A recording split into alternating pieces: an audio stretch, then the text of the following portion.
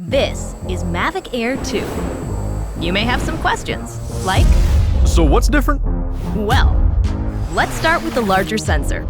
There's a lot more pixels, 48 megapixels to be exact, which means you can do this.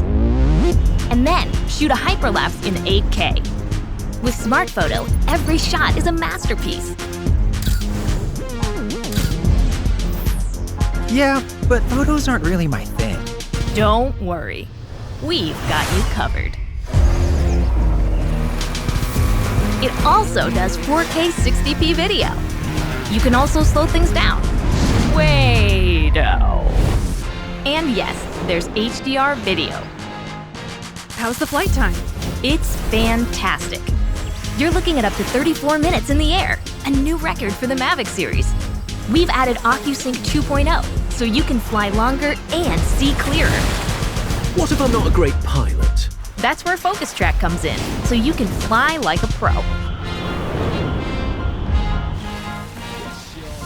Or just press a button. Here's the best part: automatic obstacle avoidance. Okay, but what do I do with all these shots? Here's an idea. Use the DJI Fly app to edit and share your moments with just a tap.